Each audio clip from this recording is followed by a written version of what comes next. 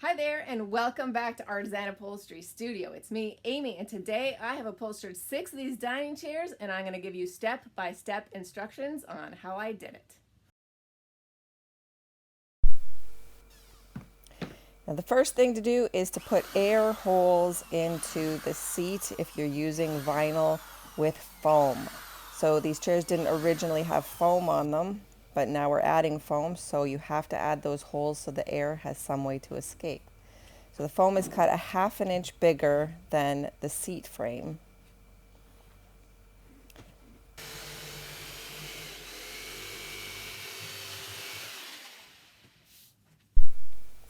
And same with the vinyl, you cut it a ½ inch bigger than the seat.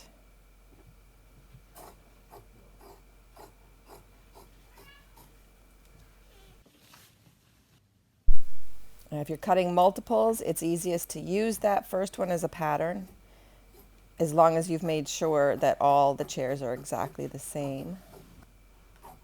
And then when you're cutting your border, you want to measure to make sure that the height of that border is going to stretch underneath the frame so you can staple it. And piping is always 1½ inches wide. So what I like to do is cut a 3-inch strip and then just cut it in half to get your 1½ inch piping.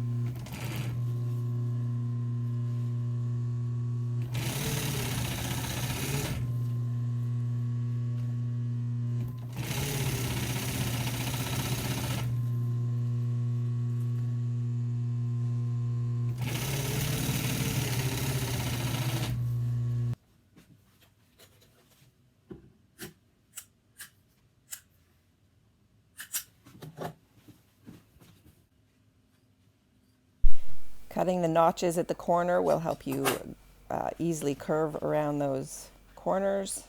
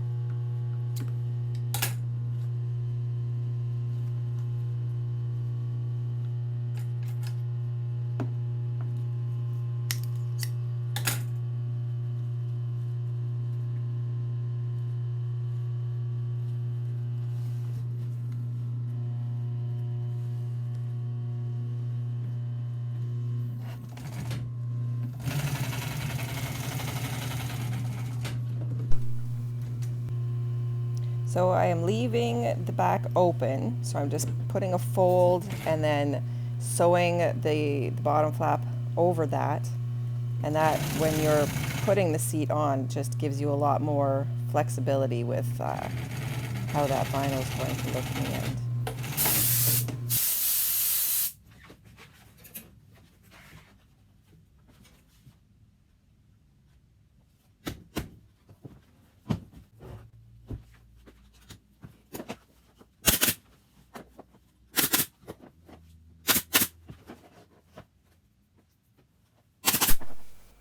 The reason to add bonded polyester is so that that wood frame is covered, because vinyl does have a tendency to show lumps and bumps very easily. So if you make it nice and smooth and padded, it'll look a lot better. If you're finding this video helpful, don't forget you can show your support by liking the video, subscribing to my channel, and of course watching all my other videos.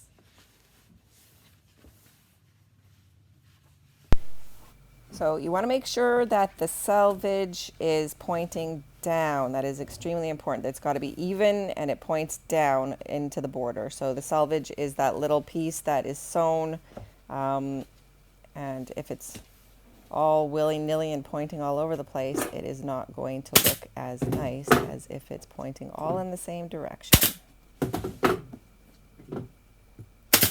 You just tempering it on all four sides as per the usual. And then with these seats, very important to measure as you go. You want them to be exact. And especially if you've got a set of 6, you want them all to look the same. Very important.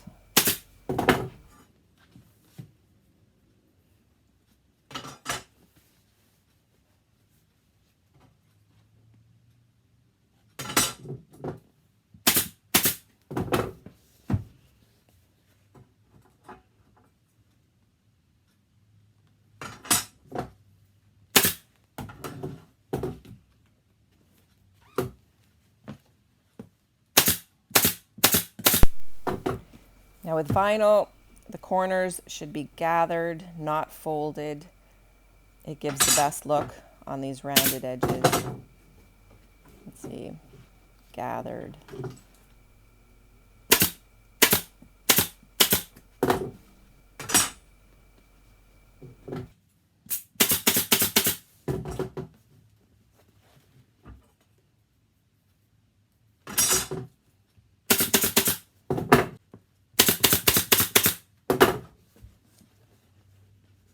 And you can see that I started at the front and I worked my way around to the back, and that's the reason that we kept that little flap open, is because if there's any looseness, you can just pull it and fold it over nicely, and there shouldn't be any folds or gathers or lumps or bumps. It should be nice and tight.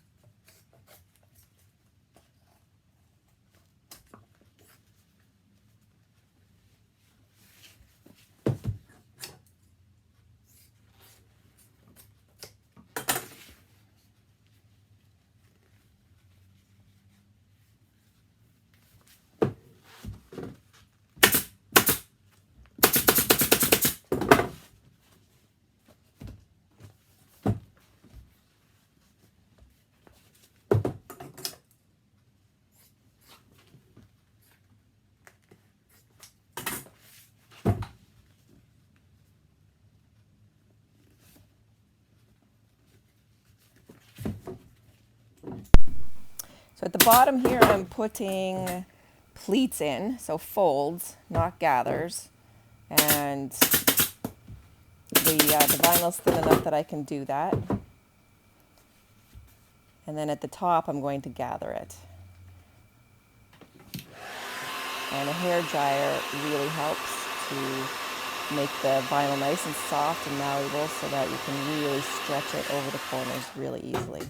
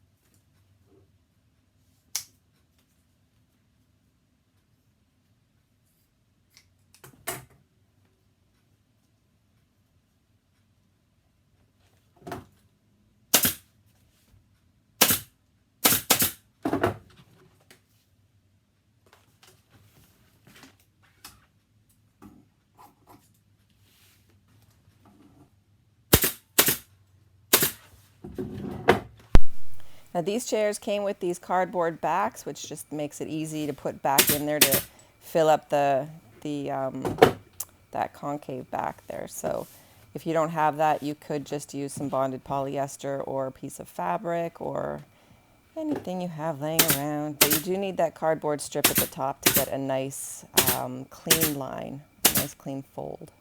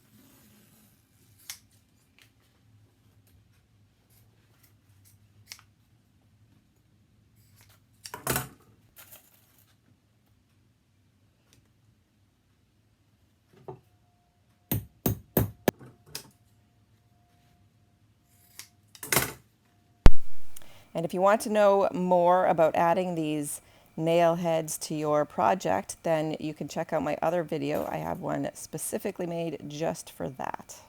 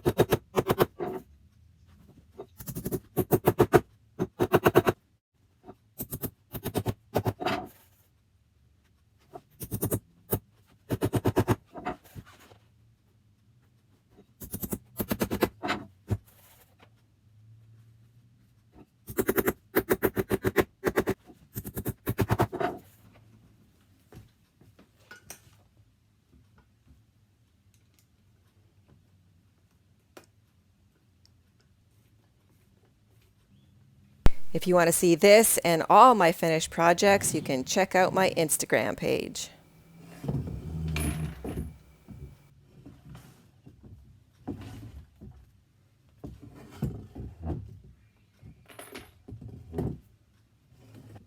I hope you've enjoyed this retro dining chair tutorial. See you next time.